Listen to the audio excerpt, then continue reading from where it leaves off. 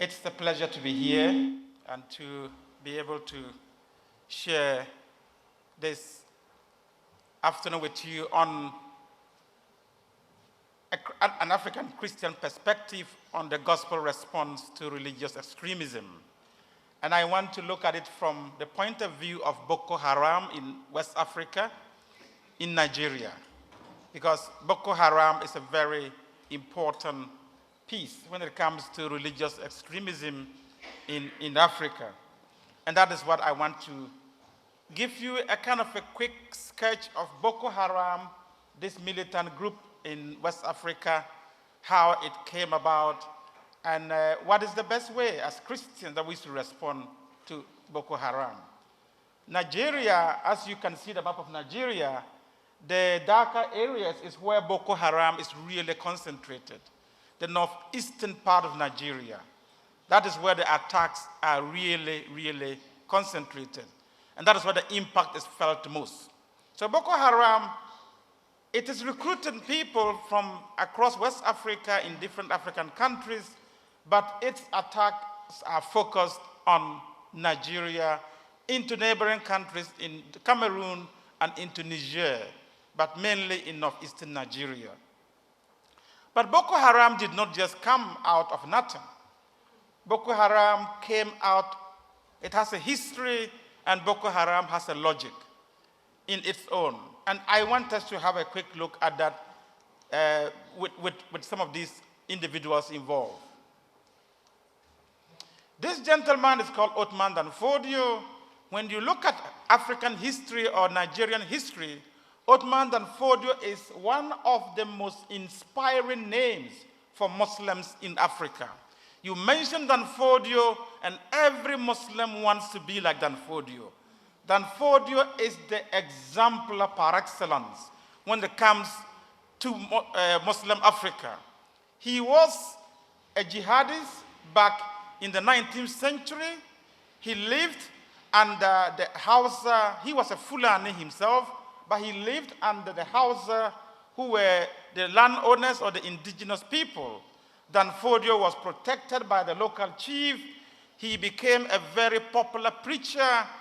He was the one who taught some of the people in the royal family.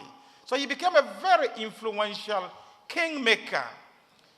After some point, Danfodio started to believe that the system was not Islamic enough, that the Hausa rulers who were Muslim in their own ways, that the system was not Islamic enough. And Danfodio wanted a more Islamic system. So he accused the Hausa rulers of Bid'ah or innovation, satanic innovation. He went on to declare that the Muslims who did not agree with him were not Muslims and excommunicated them. And therefore, he used takfir. Takfir became a very strong part of Danfodio's message.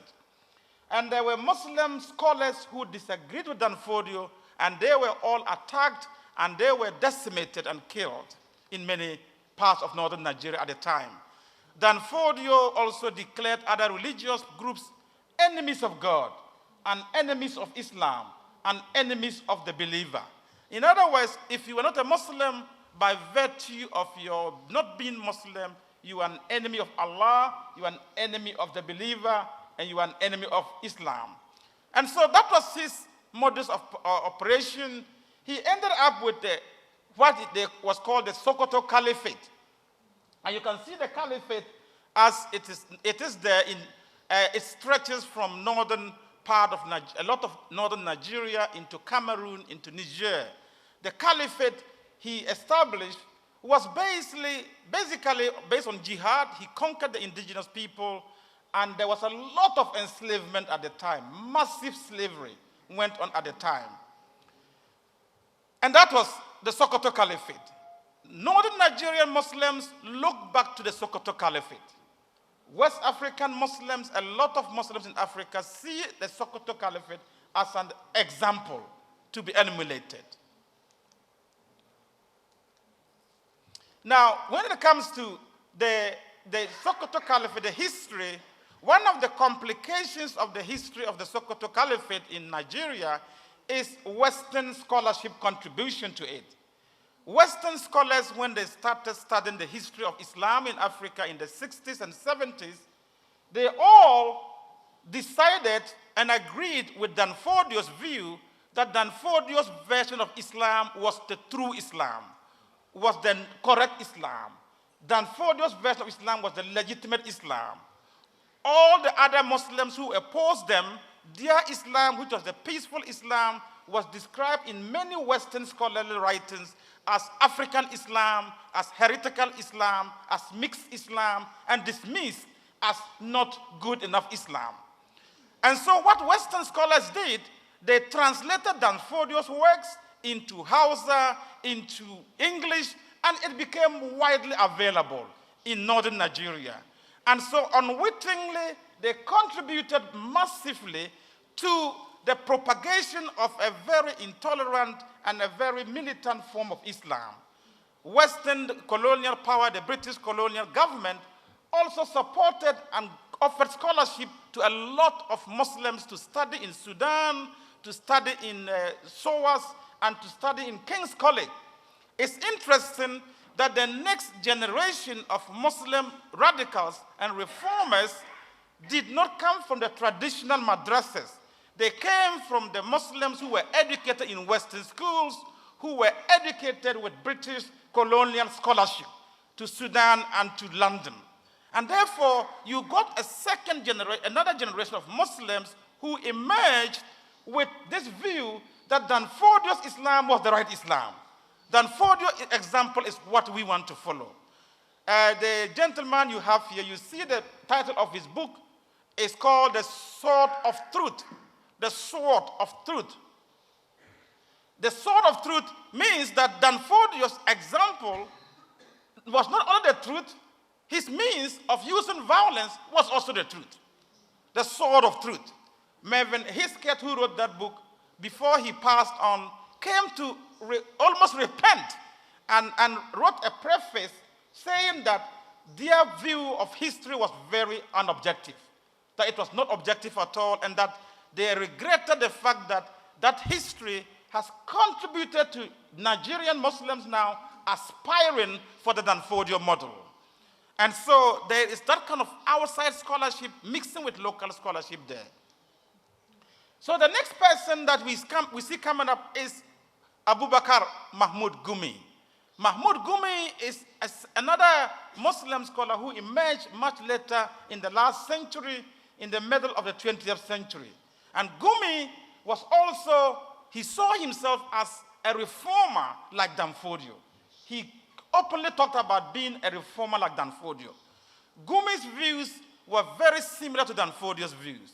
The Nigerian secular government was not the right system for Muslims, and Western education was not the right system for Muslims. Gumi himself was actually given scholarship by the British colonial government to study in Sudan.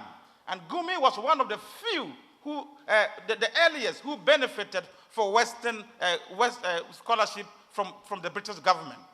In fact, during the early days of independence of Nigeria, Gumi had to rely upon Mervyn Hisket to write a very false recommendation for him to be appointed as the Qadi of Nigeria on the eve of independence. That Gumi himself writes in his own book. He writes in his books that Mervyn Hisket wrote a false testimony for him in order for him to get the appointment. That is how much close, that is how the British system and scholarship worked closely with the Muslims who turned out to become the radical voices of radical Islam in West Africa. Gumi became a very anti-Sufi propagandist. Gumi did not want anything with Sufism, and so his preaching in the 70s and the 80s led to a lot of violence between Muslims amongst themselves.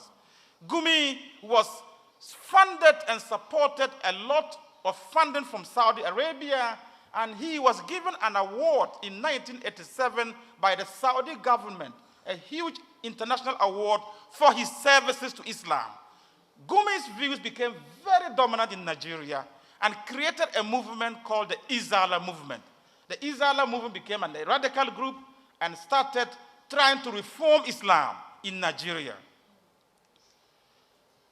It was through the Gumi's movement that it inspired groups like what became known as the Maitatsin. The Maitatsin was in the 1980 that it came into being.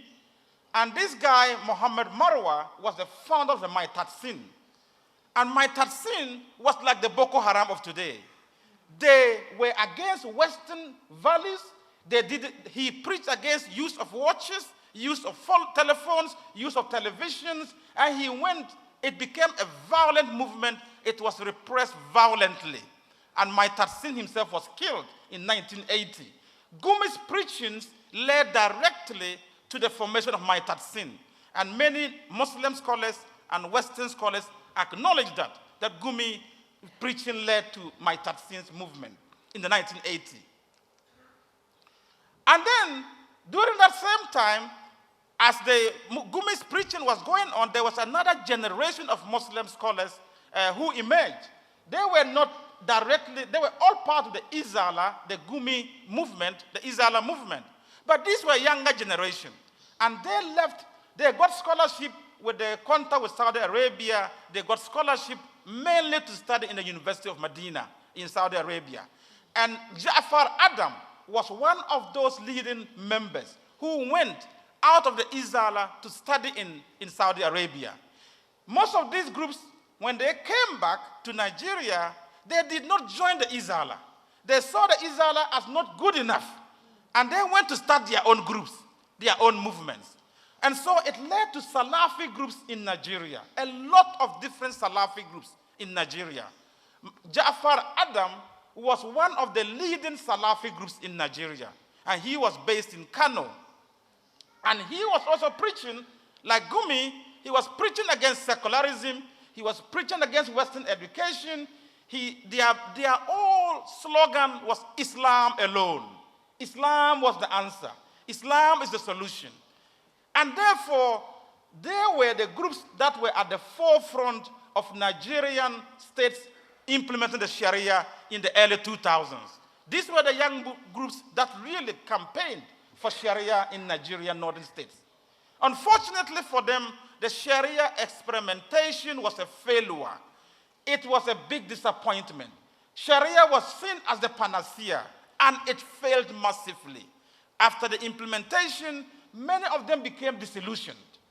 And in the disillusionment, they abandoned the cause and started to forge their own ways. Ja'far Adam was the teacher of the guy who later became the founder of Boko Haram. Ja'far Adam was the mentor of Muhammad Yusuf. Muhammad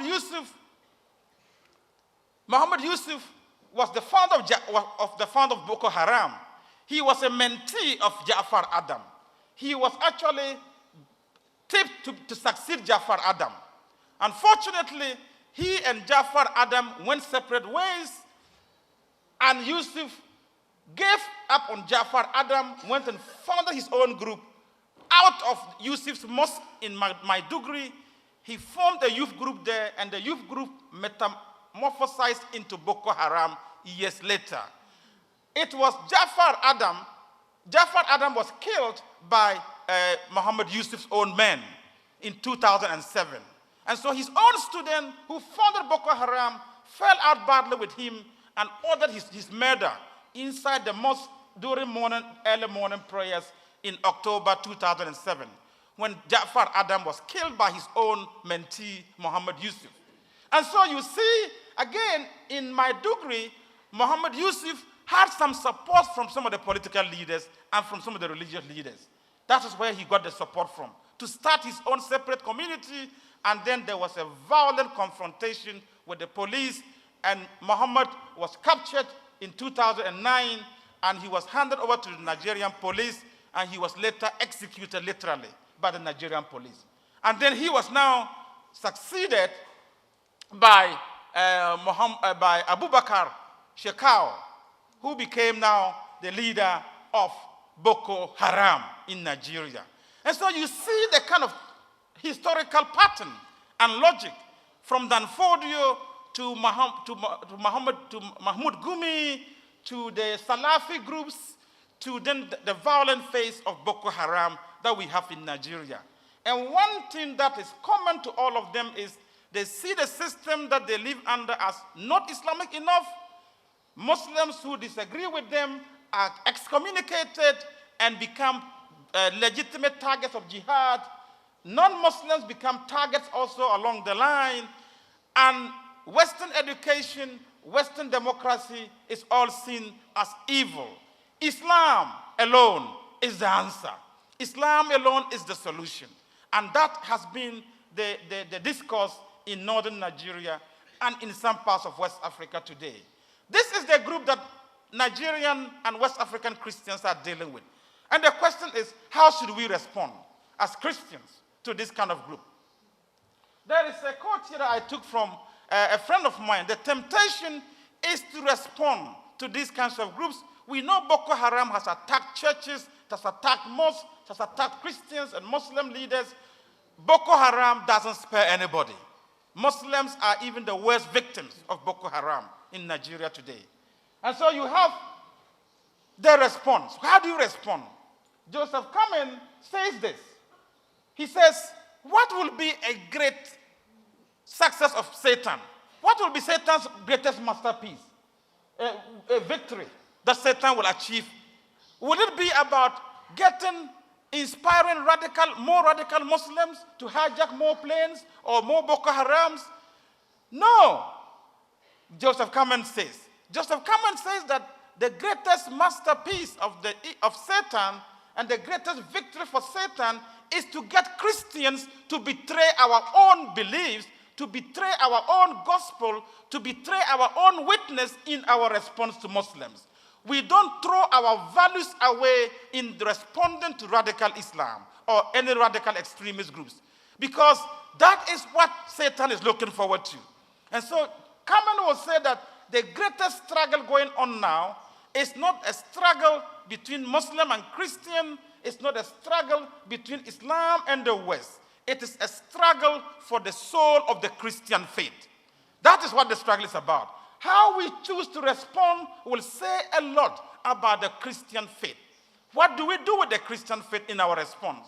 Our response says a lot about our witness, and that's what Joseph Kamen is talking about.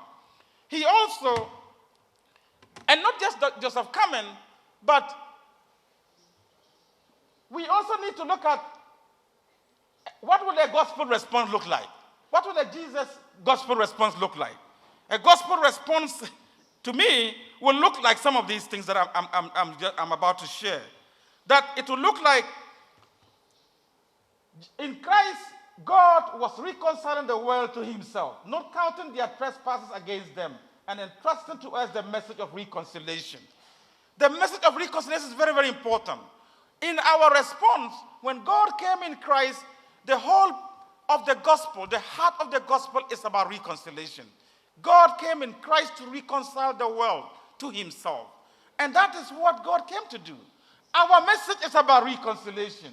It is about Jesus Christ coming to reconcile and giving us that ministry also. And what was it about? It was about Jesus embodying two important truths. Truth and grace. Jesus embodied these two. And I know that in Western thinking, sometimes it's easier to think either or, one or the other. In African, I would say Middle Eastern and Asian mentality, we think both and. We think about the two together. And that is difficult. In my stay in the West, I have heard many people debate about the need, whether we have to respond only graciously or we have to respond with the truth alone. And I'm saying, but Jesus did not respond only with grace. He did not only respond with truth. He responded with grace and truth. And that is what we need to do. We cannot divorce grace from truth. And that is what we need to do that. And then people will say, but you are going too soft on Islam. If you do that, if you respond with grace, you are going too tough on radical Islam. We need to get tough with radical Islam. And I'm like, what is your definition of soft and what is your definition of tough? Do you mean that to be tough is to wield a weapon and get out there and start firing? That is being tough? You know, I was brought up in a Muslim family. My dad had 4 wives as a good Muslim. And when we were raised in the family, my dad had a rule. And one of the rules was that a boy should never lift up your hand to strike a girl. In my dad's family, boys don't hit girls. Don't hit a girl. And you know what? The girls took advantage of that. And so, when there's an argument, the girls will come in front of you and stand in front of you and insult you and provoke you and point their finger into your eyes. And if you are a man, you touch me and see. You touch me and see. And they know very well that you can touch them. But in my dad's philosophy, when you touch them, that is when you cease to be a man. You don't touch them. You don't hit them. It is when you contain yourself and restrain yourself and hold your anger and bite your lips and walk away. That is when you are a real man. And you know what? We were not good pacifists at all. But because when he said don't hit, when you come and provoke us, we will keep quiet. You go and sit down, and then we will come and walk by you and pinch you. And then, ow, ow. We didn't hit her. We just pinched her. You see. So we had to find our own ways around it. So we were not good pacifists. See, but the question is, it's much more tougher to hold back than to lash out. So to say that if you hold back, you are soft, is misunderstanding what it means to be soft and what it means to be tough. And Jesus was full of grace and full of truth. And Jesus himself, Paul himself says this, that we are living epistles. We are embodiments of Jesus' gospel. The gospel has to be embodied in us. And we are just those epistles. And I tell my evangelical friends in the West that it is not enough, it's not good enough to use the fruits of the Spirit of peace, love, neighborliness, gentleness in polemic against Islam. We use that in polemic. Oh, look, the gospel is about peace, the gospel is about love. We use it in polemic against Islam. But then when you tell the same people, let us embody that gospel, let us demonstrate that gospel, they say, oh, but you are going too soft. And I'm like, you cannot have your cake and eat it at the same time. You either believe what you are preaching or you don't.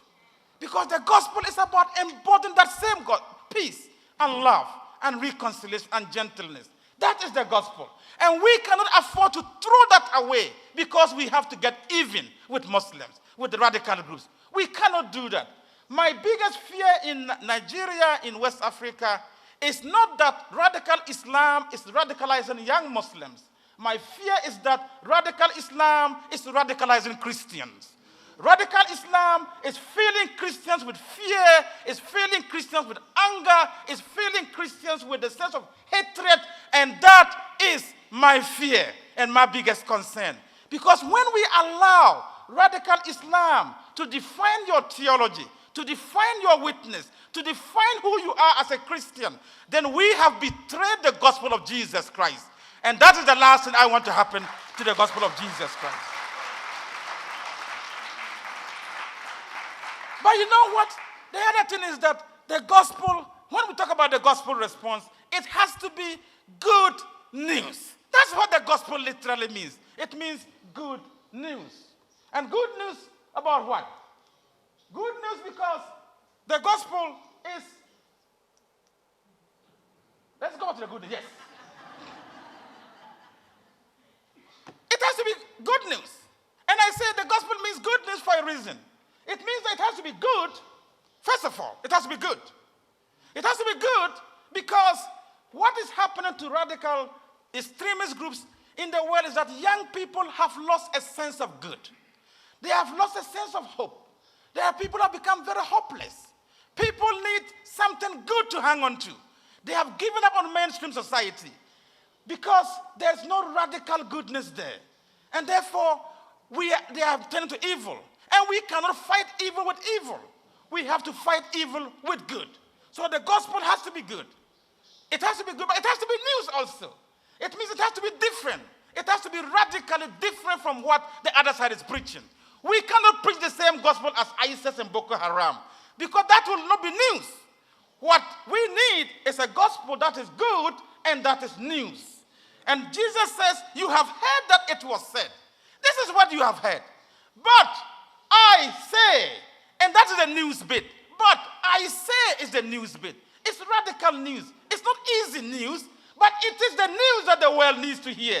And you and I are called upon to take the gospel, to respond to this extremism with the gospel of good news.